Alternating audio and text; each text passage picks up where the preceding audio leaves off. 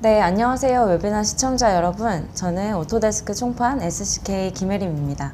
오늘은 그 공정 분석에 대한 웨비나를 진행을 해볼 건데요. 저와 함께 이 웨비나를 진행해 주실 공정천재 김 차장님 인사 부탁드립니다. 예, 안녕하세요. 공정 천재로 소개된 글로벌소프트의 김학민 차장입니다. 오늘 저희가 이번에 지금 두 번째죠? 공정 가지고서. 네네. 예. 그래서 저희가 오늘 준비한 자료들을 저희가 잘 설명을 드리고 공정 설계에 어떻게 도움이 되는지 확인하셨으면 좋겠습니다. 그러면 웨비나를 시작하기 전에 저희가 지난 4월 27일에 그 1탄, 웨비나 1탄 2D 공장 배치부터 3D 시각화까지 한 번에 완성하기 이 웨비나를 진행을 했었는데요. 저희가 이 웨비나를 진행을 하면서 공장 레이아웃을 어떻게 쉽게 작성을 할 수 있는지, 그리고 우리 회사 자산을 어떻게 쉽게 3D화 할 수 있는지 이런 내용에 대해서 좀 설명을 드렸었는데, 혹시 보지 못하신 분들이 계시다면 다시 보기 링크를 통해서 꼭 한번 봐주셔서 디지털 팩토리에 관련된 유용한 정보 얻어 가셨으면 좋겠습니다.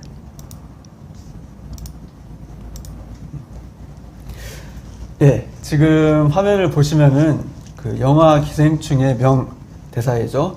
아들아, 역시 너는 계획이 다 있구나. 예, 이런 대사인데 영화를 보지 않으셨다고 해도 모두 다 알고 있는 그런 아주 유명한 대사입니다. 하지만 영화 안에서 이 주인공은 계획이 없어야 계획이 실패하지 않는다는 그런 좀 모순된 계획 무술무론 그런 것들을 주장을 하죠. 역시나 영화 후반부를 보면은 주인공들이 이런 제대로 된 계획이 없었기 때문에 피바람이 부는 그런 파국을 맞이하게 됩니다. 여러분들이 공장 설계를 하실 때 이렇게 영화처럼 죽음을 맞이한다거나 그러지는 않으실 텐데 상황에 따라서는 간혹 죽고 싶다는 생각을 하실 수는 있긴 합니다. 예. 하지만 여러분이 공장 설계를 할 때 계획을 제대로 잡지 않는다면 치명적인 비용적인 손해라든지 그런 부분들을 생길 수가 있는 거죠. 그래서 이런 공정 설계를 하실 때 제대로 된 계획을 잡을 수 있도록 저희가 오늘은 어떻게 그런 계획들을 잡을 수 있는지 설명을 드리도록 하겠습니다. 그래서 오늘 김혜림 과장님, 오늘 이제 준비하신 그 계획에 대해서 지금부터 말씀 부탁드리겠습니다. 네. 그럼 본격적으로 웨비나를 시작해 보도록 하겠습니다. 우선 제가 먼저 프로세스 아날리시스를 활용한 공정 분석 사이클에 대해서 먼저 설명을 드릴 거고요. 그리고 이 공정 분석 결과를 가지고 실제 공장에 어떻게 적용할 수 있는지 머터리얼 플로우 사이클을 김학민 차장님께서 하도록 하겠습니다. 오늘 소개해드릴 워크플로우에 대해서 조금 더 자세하게 설명을 드리면, 오토데스크 프로세스 아날리시스에서 공정 프로세스를 먼저 계획을 할 거고요.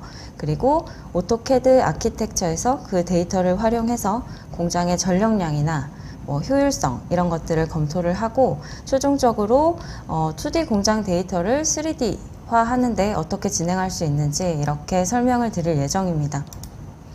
먼저 프로세스 아날리시스를 활용한 공정 분석에 대해서 설명드리도록 하겠습니다.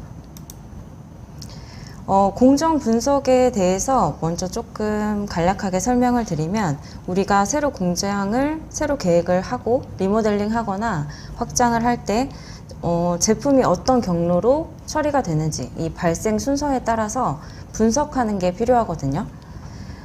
프로세스가 각각 공정을 처리하는 동안 생산량이 어떻게 되는지, 그리고 프로세스의 효율성은 어떻게 되는지 이런 것들을 검토를 해서 문제점을 찾아서 개선하는 데 목적이 있습니다. 오토데스크의 PDMC를 구매하신 고객이라면 보시는 프로그램들을 모두 사용할 수 있다는 거 알고 계시죠? PDMC 컬렉션 안에서 공정 분석을 할 수 있는 프로그램은 두 가지가 있습니다. 첫 번째, 프로세스 아날리시스가 있고요. 그리고 머트리얼 플로우라는 게 있는데요. 이 머트리얼 플로우는 별도로 작동되는 프로그램이고 오토캐드에 애드인 되는 프로그램인데, 이번 웨비나에서는 이 세 가지 캐드 프로그램 중에 오토캐드 아키텍처를 사용해서 제가 머트리얼 플로우를 진행을 하도록 하겠습니다. 제가 방금 오토캐드 아키텍처에서 머트리얼 플로우를 진행을 하겠다고 말씀을 드렸었는데, 그 이유가 뭐냐면 우리가 공장 배치를 할 때 사실상 기계 배치만 하진 않거든요. 건축물의 기둥이나 벽체 이런 것들까지 고려를 해서 진행을 해야 되는 경우가 많은데, 오토캐드 아키텍처를 사용을 하면 이런 기둥이라던가 바닥에 대한 모델링을 굉장히 쉽게 진행을 하실 수가 있습니다. 이 두 가지 소프트웨어는 약간의 차이점이 있습니다. 이 차이점에 대해서 좀 간단히 살펴보면, 프로세스 아날리시스는 웹 기반이기 때문에 별도 앱으로 실행이 되는 프로그램이고요. 그리고 계획 단계에서 프로세스의 병목 현상을 식별하고 이 문제점을 찾아서 개선하는 데 목적이 있다고 할 수 있겠습니다. 오토캐드 머티리얼 플로우는 공장의 평면도, 그러니까 레이아웃 등을 활용해서 기계 배치를 분석을 하고요. 그리고 공정 간 거리값이 고려가 되어 있기 때문에 운송 비용과 소모 전력 등 이런 분석들이 가능하다고 할 수 있겠습니다. 그리고 캐드상에서 머티리얼 플로우를 사용을 하시면 기계 배치를 수정을 했을 때 실시간으로 분석 정보도 업데이트 된다는 장점이 있습니다. 본격적으로 프로세스 아날리시스를 이용한 공정 분석 워크플로우에 대해서 좀 알아볼 건데, 실제 자동차 관련 샤시를 생산하는 회사에 적용된 사례를 가지고 한번 설명을 드리도록 하겠습니다. 먼저 자동차 프레임을 최종적으로 제작하기 위해서 각 세 종류의 서브 아세이가 필요한데요. 이 부품을 가지고 지그에 올려서 용접을 하는 그런 마무리하는 과정을 가지고 제가 설명을 드리도록 하겠습니다. 먼저 큰 철제 바스켓에 각각 세 종류의 제품을 담아서 오는데요. 이 부품을 지그에 고정을 시키고 로봇을 통해서 세 포인트에 용접을 합니다. 그리고 용접이 완료된 제품은 팔레트에 최종적으로 올려지게 되고요. 이런 프로세스를 가진 공정을 가지고 저희가 분석을 해볼 건데, 이 공정은 8시간 동안 100개를 생산하기 위해서 어떤 전략을 세워야 할지 한번 알아보도록 하겠습니다. 프로세스 아날리시스를 실행을 하면요, 해당 화면에서 프로세스 불러오기를 통해서 이전에 진행했던 프로세스를 불러올 수 있고, 그리고 엑셀의 기본적인 데이터를 미리 작성을 해 놓으셨다면 이 데이터들도 프로세스 아날리시스에서 활용할 수 있는데요. 우리는 새로운 프로세스를 생성하도록 하겠습니다. 프로세스 어널리시스에서 활용할 수 있는 객체는 총 5가지입니다. 원재료나 조립에 필요한 부품이 될 수 있는 소스가 있고, 그리고 실제 작동되는 기계의 역할을 하는 프로세서가 있고요. 그리고 보관 및 적재 역할을 하는 버퍼, 그리고 최종 생산품인 프로덕트, 그리고 작업자 역할을 하는 오퍼레이터가 있습니다. 이렇게 5가지 도구만 가지고 어떻게 쉽게 공정 분석을 할 수 있는지 설명을 드릴 거고, 그리고 각각의 옵션들에 대해서는 뒤에서 다시 한번 자세하게 설명을 드리도록 하겠습니다. 프로세스 분석을 시작하기 전에 시뮬레이션 세팅에서 목표에 대한 설정을 해 주셔야 되는데요. 목표 수량을 지정을 해서 시뮬레이션을 할 건지, 아니면 기간을 정해서 그 기간 동안 몇 개의 생산품을 생산해낼 수 있는지 시뮬레이션 할 건지를 설정을 해 주실 수가 있고요. 그리고 Enable Animation 옵션에 체크를 하시면 왼쪽 화면에 보시는 것처럼 진행 상황을 애니메이션으로 확인하실 수가 있습니다. 시뮬레이션 세팅에 이어서 이제 뷰 세팅을 해볼 수 있는데, 이 뷰 세팅에서는 DWG 파일을 불러와서 공장 레이아웃을 실시간으로 보면서 자산을 배치할 수 있고요. 이렇게 공장 레이아웃을 보면서 프로세스를 배치를 하기 때문에 조금 더 직관적으로 작업을 할 수 있겠죠. 그러면 프로세스 아날리시스 5가지 객체에 대해서 설명을 차례대로 드리도록 하겠습니다. 먼저 소스에 대해서 알아볼 건데요. 소스는 말 그대로 재료가 되는 원자재나 부품을 얘기하고요. 혹은 서브 아세이가 될 수도 있습니다. 왼쪽 브라우저에서 소스를 오른쪽 화면에 드래그 앤 드랍해서 배치할 수 있고, 소스 속성에서 재료가 공급되는 수량과 속도, 까지 설정이 가능합니다. 그리고 동일한 시간 동안 동일한 양의 재료가 공급될 수도 있지만 뭐 그때그때 상황에 따라서 재료의 공급이 많아질 수도 있고 아니면 좀 더 떨어질 수도 있겠죠. 그래서 이런 허용 오차를 베리어블리티 값으로 제어하실 수도 있습니다. 프로세스는 재료 또는 부품을 받아서 작업을 수행하는 이런 기계류들을 말을 하는데요. 조립을 하거나 품질 검사 혹은 용접 아니면 기계 가공 등이 모두 이에 다 포함이 되고요. 그리고 하나의 프로세스에서 여러 작업을 수행하는 경우에는 지금 오른쪽 이 플러스 버튼을 통해서 각각의 공정을 추가해 주실 수가 있습니다. 프로세스 속성에서 우리가 설정해 주어야 하는 값들이 몇 개 있는데요. 우선 첫 번째로 프로세스 자체에 MTBF와 MTTR을 설정을 해 주셔야 됩니다. 뭐 이 단어에 대한 사전적인 의미가 좀 어려우신 분들을 위해서 제가 좀 간단하게 설명을 드리면 기계가 평균적으로 고장이 나는 시간, 즉 첫 번째 고장과 두 번째 고장 사이의 시간을 MTBF라고 하고요. 그리고 기계가 고장났을 때 이 기계를 수리하는 시간을 MTTR이라고 합니다. 그리고 임계값의 상한값을 정해주면 기계가 시간당 처리할 수 있는 최고 속도를 초과하거나 아니면 최소값 아래로 떨어지는 경우에 알림을 표시를 해줄 수 있고요. 그리고 순차적으로 작업을 수행을 할지 동시에 진행할지 체크해 주실 수 있는데 하나의 프로세서에서도 굉장히 여러 가지 작업이 일어날 수 있거든요. 그런 경우에 하나의 작업이 끝난 후에 그 다음 작업이 실행되게끔 세팅하고 싶다면 시퀀셜에 체크해 주시면 되겠습니다. 여기까지가 완료되면 마지막으로 각각의 공정에 대한 셋업 타임과 프로세싱 타임을 각각 지정해 주시면 됩니다. 그 다음 최종 생산 품목에 대해 생산 목표량을 지정을 해 주실 수 있고요.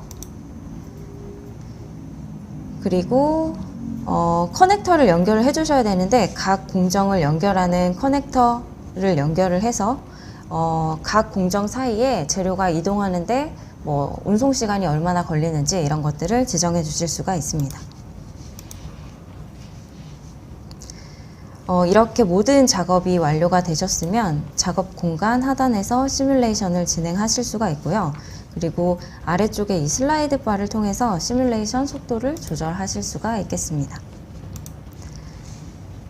시뮬레이션이 모두 완료가 되면 객체 위에 이렇게 결과값 객체 위에 이렇게 숫자가 표시가 되는데요. 각각의 숫자가 어떤 걸 의미하는지 우리가 좀 알아야 될 필요가 있겠죠. 첫 번째, 결과값에서 소스 상단에 표시되는 이런 숫자는 재료의 총 공급량을 의미합니다. 각각 81개씩 재료가 공급된 것을 확인하실 수가 있고요. 그리고 첫 번째 프로세서는 임계값 하한 알림이 표시가 되었고 이렇게 노란색으로 표시가 되었죠. 그리고 두 번째 프로세서는 임계값 상한 알림이 표시가 되었는데요. 이건 뭘 의미하냐면 프로세스가 처리할 수 있는 영역을 벗어나서 너무 과도하게 재료가 인풋되고 있다라고 생각을 하실 수 있겠습니다. 그리고 프로덕트 위에 표시된 이 숫자는 이 공정에서 최종적으로 생산된 최종 제품을 의미를 하는데요. 그럼 앞서 설명드렸던 절차들을 화면으로 다시 한번 보여드리도록 하겠습니다. 공장에서 사용된 객체들을 저는 이미 팩토리 자산으로 등록해 놓은 상태이고요. 그렇기 때문에 SF 브라우저에서 이 자산들을 마우스에 드래그 앤 드랍으로 끌어서 배치를 하고 그리고 마찬가지로 객체들의 오른쪽 검은 삼각형을 마우스 드래그 앤 드랍해서 각 공정을 연결하고 있는 화면입니다. 그런 다음 먼저 소스를 클릭을 해서 해당 객체의 특성을 입력을 해줄 건데요. 단위 시간당 객체가 재료가 인풋되는, 그러니까 재료가 공급되는 수량을 입력을 해주시고 소스와 첫 번째 프로세스를 연결한 커넥터에 커넥터를 선택을 해서 객체 간의 제품이 이동하는 데 걸리는 시간을 입력해 주시면 됩니다.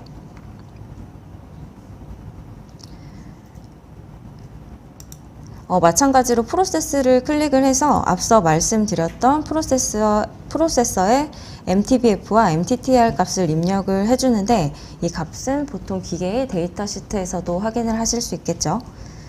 그리고 웨딩셀 프로세서의 경우에는 하나의 기계에서 3번의 용접이 이루어지게 됩니다. 그래서 각각 공정에 대한 프로세싱 타입을 이렇게 기입을 해주는 화면이고요. 그리고 마지막으로 프로덕트 객체를 선택을 한 다음에 타겟 생산량을 입력을 해줄 건데요.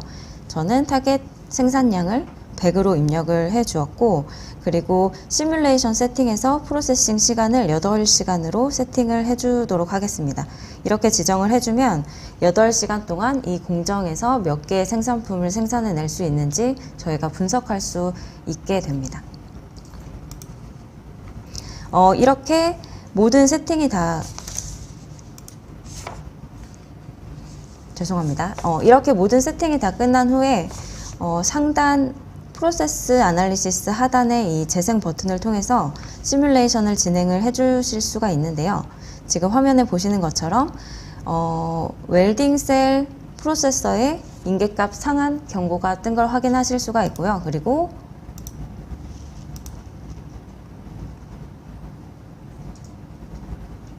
경고값 상한 알림이 뜨신 걸 확인을 하실 수가 있고, 그리고 최종 생산량이 76개로 우리가 목표했던 100개보다 한참 모자라는 걸 확인하실 수가 있습니다.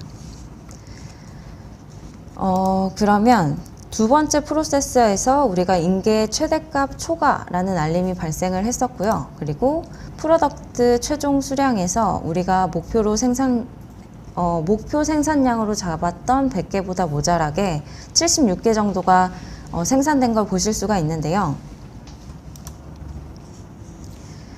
이 결과값을 보고 우리가 이제 예상을 할 수 있는 것은 두 번째 프로세서에 과도하게 인풋이 들어오기 있기 때문에 이 전 프로세서에서 공급되는 재료들의 속도를 조금 줄여주는 방법이 하나가 있을 거고, 아니면 이 재료들을 모두 처리할 수 있도록 두 번째 동일한 성능의 프로세스를 추가할 수 있는 방법이 있다. 이렇게 두 가지를 생각하실 수 있을 텐데, 우리가 앞서 결과값에서 확인할 수 있었던 것처럼 우리가 목표 생산량을 100개로 잡았는데 시뮬레이션 결과는 76개밖에 되지 않았죠. 그래서 앞에 인풋되는 재료의 속도를 줄이지 않고 동일한 성능의 프로세스를 하나 추가를 해줄 거고요. 그리고 첫 번째 프로세서에서 이 웰딩 셀로 전달이 되는 이 재료를 각각 순차적으로 번갈아 가면서 제공될 수 있도록 이렇게 세팅을 한번 해보도록 하겠습니다.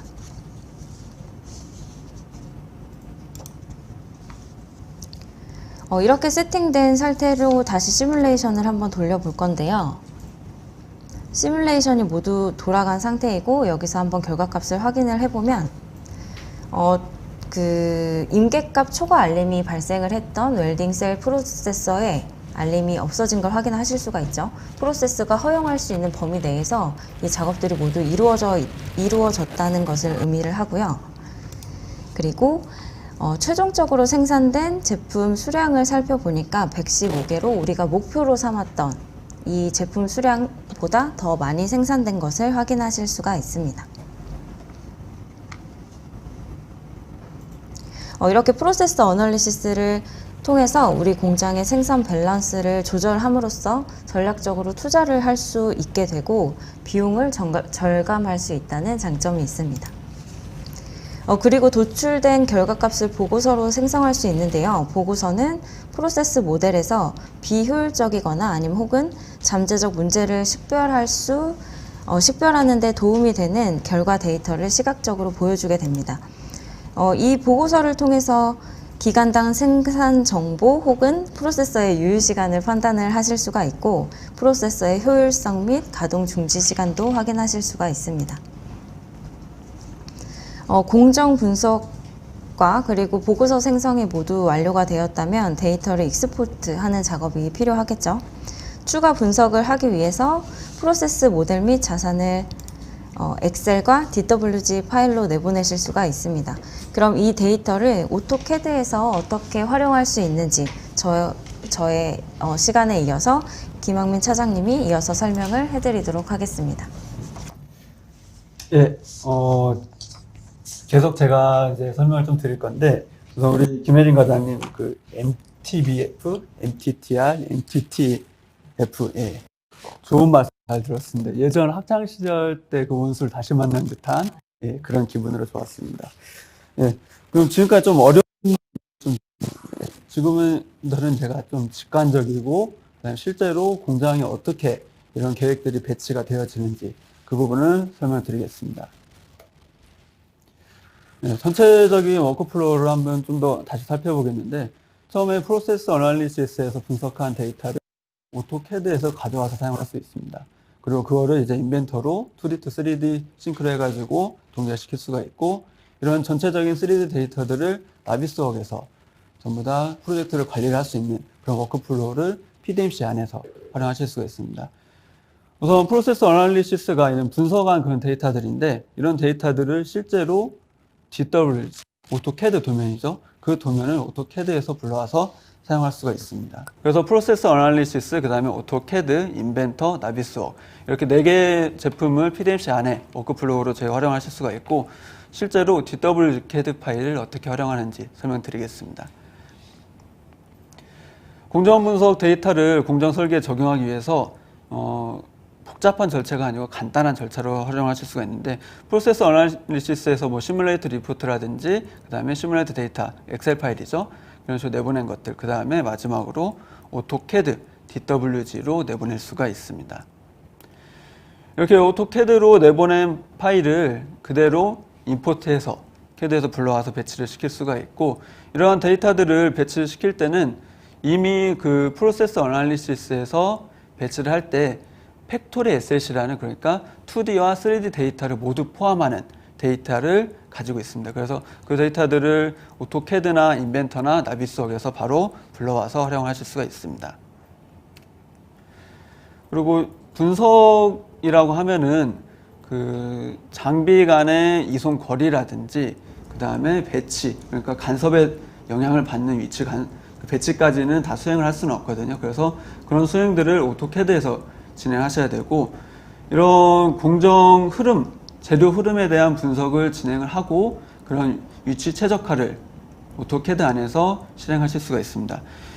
이 툴은 별도의 제품에서 하는 게 아니고 오토캐드 안에 애드인이 되어 있기 때문에 별도의 뭐 데이터 가공 없이 바로 작업을 진행하실 수가 있고 실제로 분석하고 나서는 저는 이동 거리, 개선 전에는 뭐 1000m였다고 하면은 개선 후에는 500m, 600m 정도로 그러니까 거의 한 반절 수준이죠. 이런 식으로 개선할 수 있는 그런 결과를 기대하실 수가 있습니다.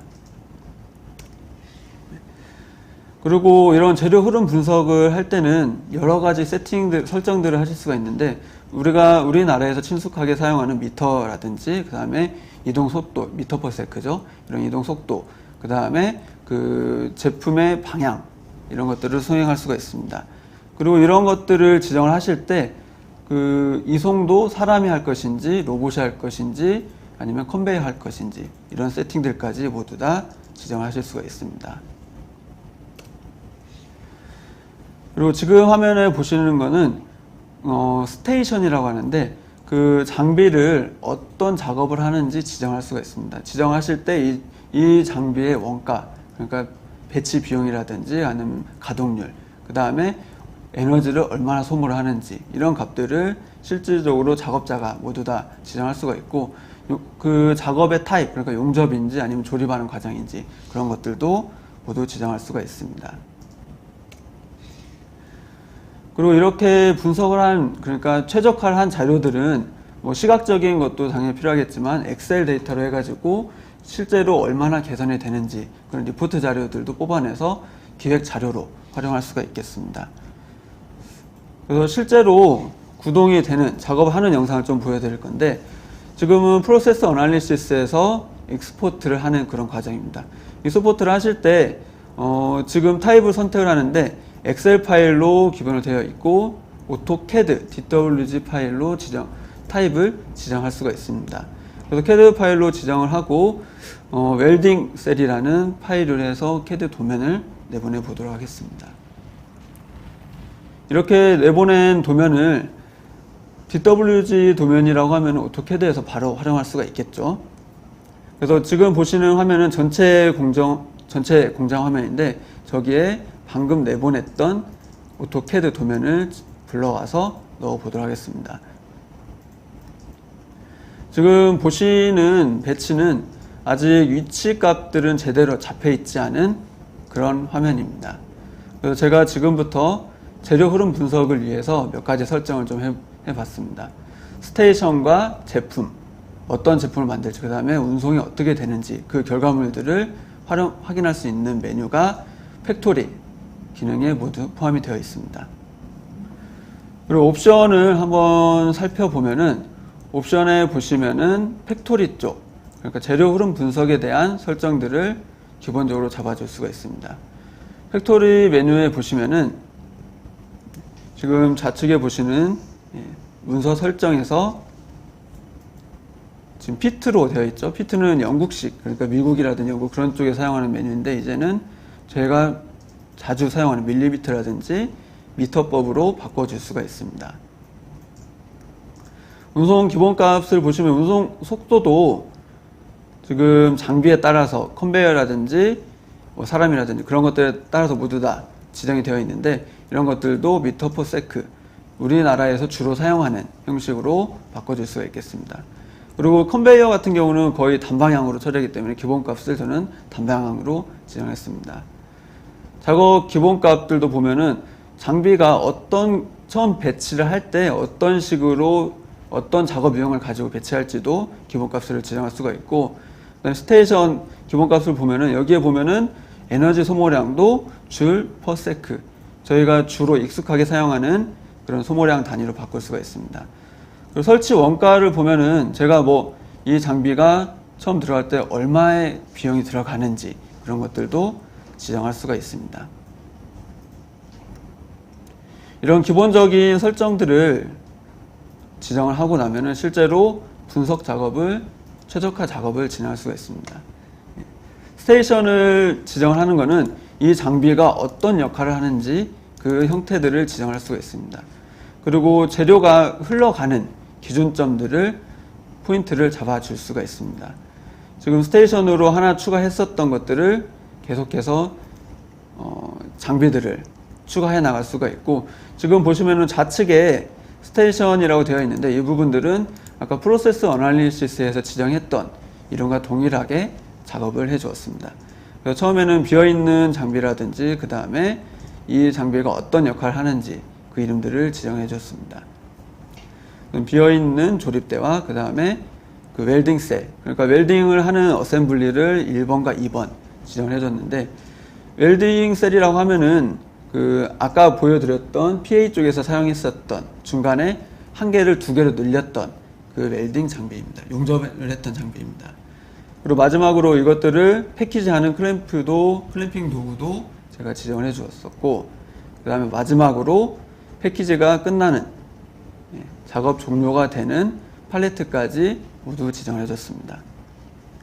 이렇게 장비들을 모두 어떤 장비인지 지정을 했다면은, 다음으로는 실제로 어떤 작업이 수행이 되는지, 어떤 과정으로 공장 안에서 진행이 되는지 그것들을 지정해 줘야 됩니다. 지금 박스 1과 박스 2번 두 개의 장비가 박스가 순차적으로 흘러가는 그 과정을 저는 표현해 주었고, 박스마다, 그러니까 저런 물건마다 흘러가는 흐름을 지정할 수 있는 라우팅을 지정할 수가 있습니다. 그래서 빈 1번에 대해서는 1번과 그 다음에 그걸 비어있는 장비를 우선 배치해주는 조립대와 그 다음에 웰딩, 실제로 용접 작업을 하는 웰딩 1번, 그 다음에 마지막으로 패키지를 하고 팔레트까지 이어주는 이런 과정을 지정해 줬습니다.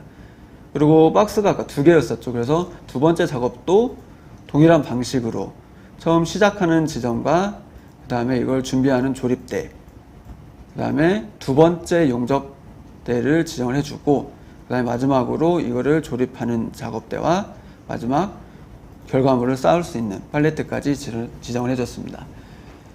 지금 모든 작업이 끝났고 이제 운송 버튼을 눌러서 결과값을 볼 수가 있습니다. 이 결과값을 보시면은 여기에는 이제 총 비용들, 그러니까 얼마나 이 물건들을 생산하는데 얼마나 비용이 들어가고 시간이 얼마나 들어가는지 이런 것들을 모두 다 좌측 상단에서 보실 수가 있습니다. 운송 비용은 이동 시간과 원가율의 곱이고, 그다음 총 비용은 이런 운송 비용에 대한 그런 합입니다. 그리고 시간과 이동 거리를 확인하실 수가 있죠. 이동 거리 같은 경우는 지금 미터로 되어 있는데 이 데이터 좀 크다 싶으면은 킬로미터로 바꿔서 1.04km로 바꿔서 볼 수도 있습니다. 이렇게 개선 전이죠. 이거는 이런 것들을 이제 개선 작업을 진행해 볼 건데, 실제로 공장에 배치할 수 있는 위치로 제가 바꿔 보도록 하겠습니다. 이렇게 회전을 시키고, 지금 웰딩 1번과 2번의 거리가 너무 좀 많이 떨어져 있거든요. 이거를 최대한 가깝게 붙여 보도록 하겠습니다. 보시는 것처럼 위치가 바뀔 때 좌측의 시간이라든지 거리 값이 실시간으로 반영이 되어서 변경되는 거 볼 수가 있죠.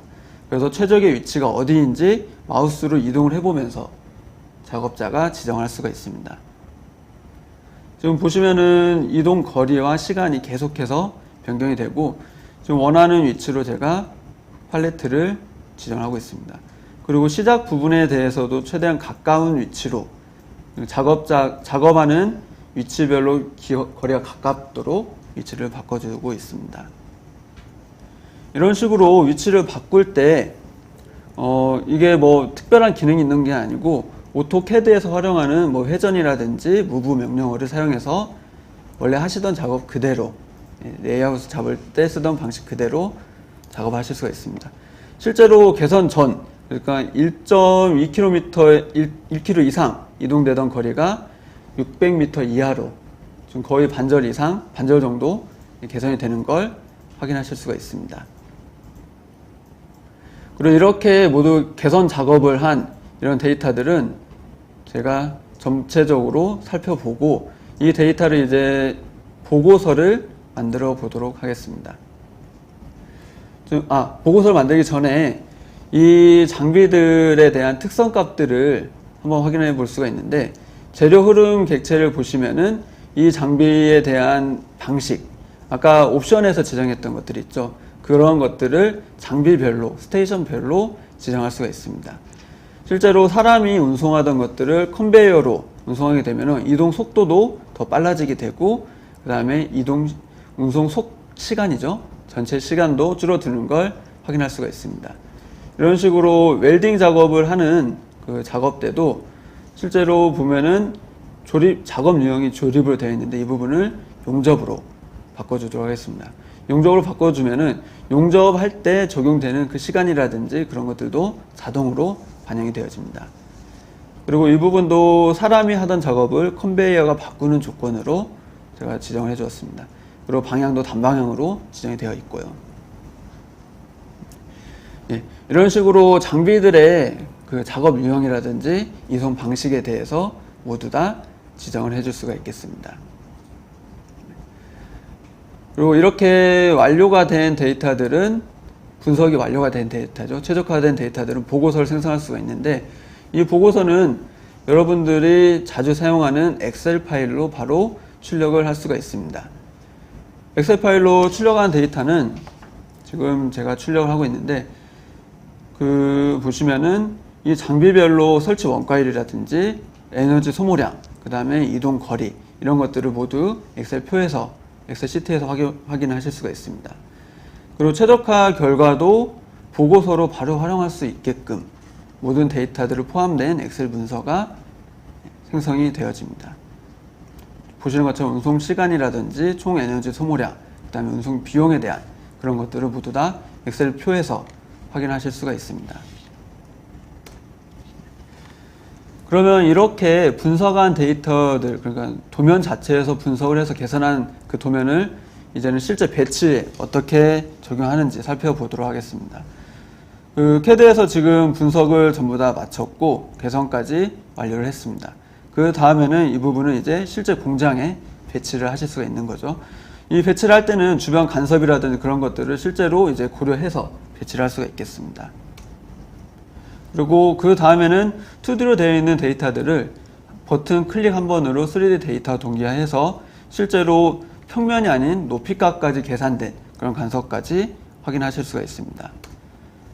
그리고 이런 데이터들을 외부라든지 협력사 아니면은 그 내부에서 프로젝트 관리를 하신 분들, 유관 부서에 데이터들을 전달할 때 그분들이 이제 모두 다 설계 툴을 가지고 있지는 않잖아요. 그래서 그런 분들이 웹브라우저라든지 아니면 태블릿, 핸드폰 등에서 바로 보실 수 있는 그런 데이터로 공유 뷰 환경으로 제공을 할 수가 있습니다. 이 부분도 제가 뒤에서 좀 더 보여드리도록 하겠습니다. 지금 보시는 화면은 전체 공장 레이아웃인데 지금 제가 표시를 하는 저 부분에 제가 방금 작업을 했던 용접 어셈블리를 배치를 해보도록 하겠습니다. 실제로 평면도상에서는 저 지금 선들로만 표현이 되어 있는데 저런 것들이 어떻게 간섭이 되는지 쉽게 알 수는 없거든요. 그래서 3D까지 연동을 해서 제가 결과적으로 확인을 해보도록 하겠습니다. 그래서 지금 용접 어셈블리에 대한 용접 부위에 대한 모든 배치를 가지고 와서 전체 공장 레이아웃에 그대로 붙여 넣어 보도록 하겠습니다. 지금 제가 가지고 와 봤는데 보시는 것처럼 좀 간섭이 많이 발생을 하죠. 그래서 지금 상태로는 바로 넣을 수 없기 때문에 조금 더 수정 작업을 진행해 보겠습니다. 지금 장비가 만들어진 장비가 북쪽, 도면의 북쪽으로 배치가 되게끔 저희 지게체가 있는 쪽으로 배치를 해야 되거든요. 그래서 회전을 시켜주고 그리고 좀 더 시인성을 좋게 하기 위해서 제가 색상만 도면층의 색상만 좀 변경을 해 보도록 하겠습니다. 주황색으로 변경했기 때문에 간섭되는 부분들을 좀 더 명확하게 볼 수가 있습니다. 실제로 배치를 해봤을 때 기존에 있던 장비와 좀 간섭이 있는 걸로 그렇게 보여지네요. 그래서 그런 부분들을 수정해 보도록 하겠습니다.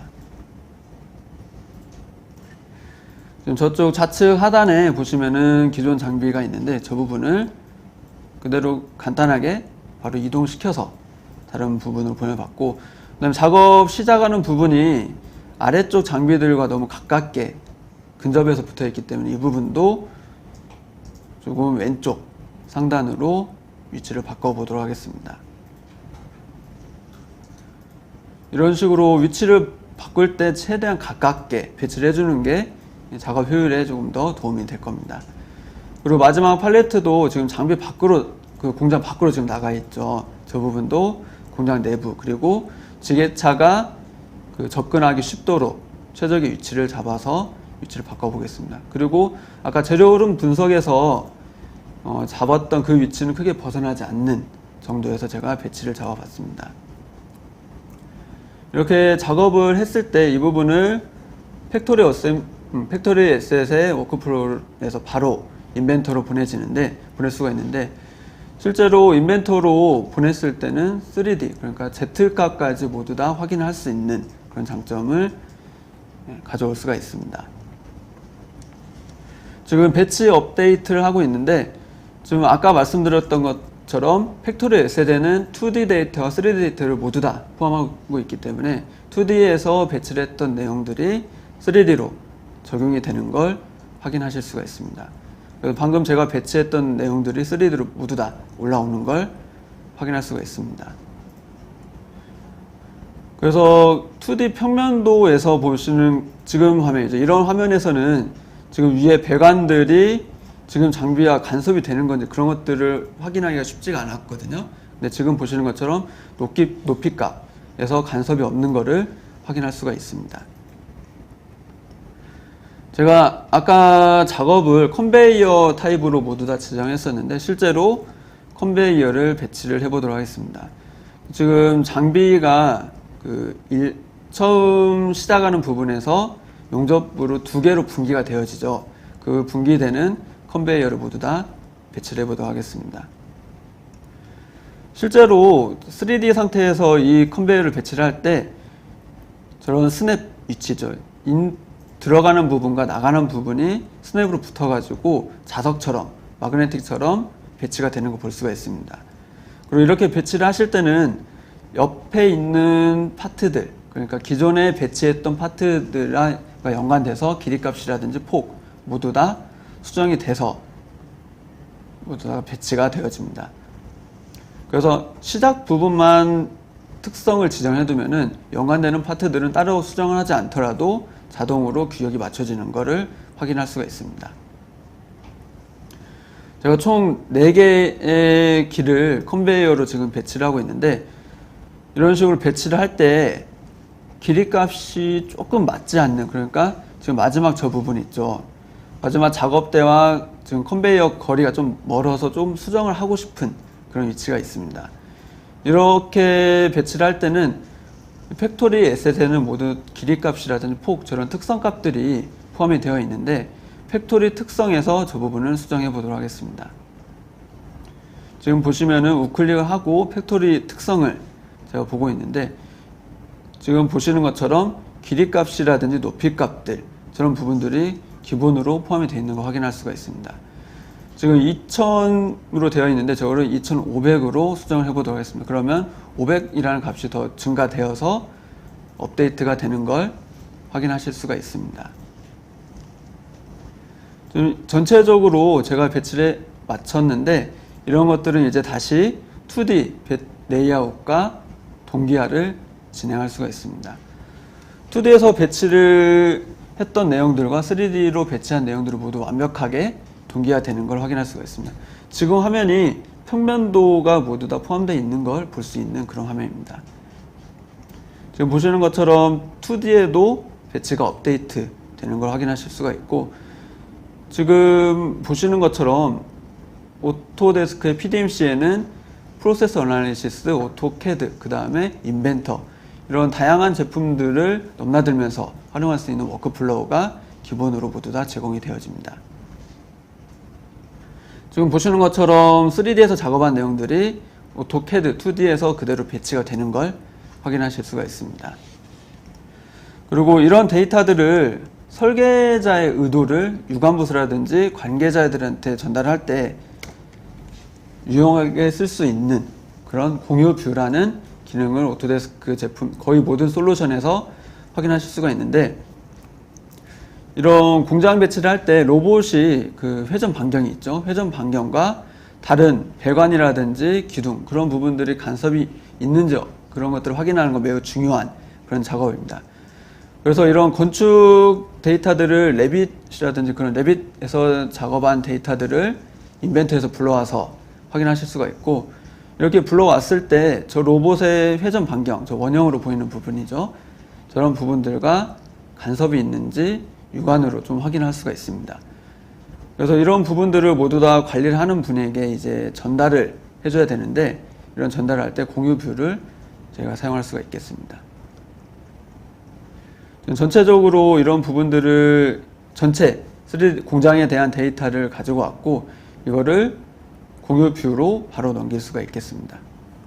지금 보실 때 이렇게 보면 좀 뭐 간섭이 되는지 그런 부분들을 좀 확인하기가 쉽지는 않죠. 그래서 이거를 지금 데이터를 내보내기를 진행했고, 이거를 이런 전문 3D 제품이 없다고 해도 저런 크롬이라든지 익스플로어 아니면 태블릿에서 웹브라우저 상태에서 바로 확인하실 수가 있습니다. 그래서 이거에 대한 데이터는 링크를 가지고 있는 사람이라면 누구나 열어볼 수가 있고, 실제로 이런 주석 표시도 자유롭게 기입을 할 수가 있겠습니다. 그래서 봤을 때 지금 저 부분이 간섭이 된다는 것을 확인을 했고, 이 부분에 대한 확인을 요청한다는 메시지를 작업자에게 보낼 수가 있습니다. 그래서 텍스트까지 추가를 하는 그런 화면이고, 텍스트까지 추가를 하고 이 부분을 저장을 하면은 따로 이분이 뭐 메일을 쓴다거나 그럴 필요가 없이 저런 주석에 대한 피드백이 설계자에게 그대로 전달이 되어집니다. 인벤터에서 저 공유 뷰를 업데이트를 해보면은 지금 보시면 멘트가 하나 늘어났었죠. 3에서 4로 바뀌는 거 볼 수가 있고, 방금 주석을 남겼던 저 부분을 작업자가 실시간으로 확인할 수가 있습니다. 실제로 어느 부분이 저렇게 주석을 남겼는지 확인할 수가 있겠고, 이런 부분들을 레빗에서 수정을 할 수가 있습니다. 공장에 대한 건축 데이터들은 일반적으로 레빗에서 작업해 주는데 기둥의 벽의 위치라든지 벽의 위치를 모두 다 수정을 해주고 있습니다. 그리고 실제로 배관 부분이 간섭이 발생을 했었는데 저 부분도 간섭이 없도록 수정 작업을 진행을 해줄 수가 있겠습니다. 그리고 오토데스크의 제품들은 이런 레빗이라든지 인벤터 이런 데이터들을 서로 자유롭게 주고받을 수 있는 호환성을 제공을 하고 있습니다. 레빗에서 수정한 데이터들을 이제 실제 인벤터에서 배치를 해볼 건데 기존에 문제가 있던 어셈블리들은 제가 삭제를 시켜주겠고 새로 수정한 데이터들을 불러와서 업데이트된 제품들을 배치를 해보도록 하겠습니다. 그리고 지금 배치를 할 때 원점 고정 배치라는 기능을 사용하는데 모든 장비들을 원점을 기준으로 설계를 하면은 원점 고정 배치를 했을 때 좌표값에 그대로 원점에 맞춰서 배치가 되어집니다. 그래서 별도의 구속 작업을 잡지 않아도 되는 편리함이 있습니다. 이렇게 작업을 한 데이터를 이제 나비스웍에서 전체적인 간섭 분석을 하실 수가 있습니다. 나비스웍은 저번 1탄에서 저희 김혜린 과장님이 한번 간섭 분석에 대한 내용을 다루었었는데 간단하게 장비 간의 간섭을 전체적으로 확인할 수 있는 그런 유용한 기능입니다. 실제로 저런 방대한 공장 데이터들의 간섭 분석은 인벤터라든지 일반적인 3D 제품에서는 수행하기가 쉽지가 않거든요. 그래서 나비스웍에서 저런 프로젝트에 대한 공장에 대한 간섭 분석을 간단하게 실행을 하실 수가 있습니다. 그래서 지금 결과값을 보니 간섭이 없이 원의 그런 회전 반경을 벗어나서 덕트가 배치가 된 걸 확인할 수가 있었습니다. 그래서 공유뷰를 활용한 이런 데이터들을 다른 사람에게 전달하고 그거를 피드백을 받아서 수정하는 과정에 대해서도 제가 설명을 해드렸습니다. 지금까지 제가 설명한 자료를 이제 모두 다 설명해 드렸는데 오늘 제가 말씀드린 그 계획에 대해서 좀 더 효율적으로 그 다음에 올바른 방향으로 계획을 세울 수 있는 방법을 설명해 드렸습니다. 많은 도움이 되셨길 바라겠습니다. 네, 지금 채팅창에 설문조사 팝업이 떴을 텐데요. 설문조사 작성을 해주시고 저희가 웨비나 내용을 좀 정할 때 설문조사 주신 내용을 바탕으로 저희가 웨비나 내용을 확정을 하거든요. 그래서 꼭 궁금하신 내용이 있으면 설문조사 기타란에 의견을 꼭 남겨주시고요. 그리고 설문조사를 진행을 해주시는 동안 저희가 Q&A, 그러니까 질문 주셨던 내용을 조금 살펴보고 1분 후에 답변 드리는 시간을 갖도록 하겠습니다.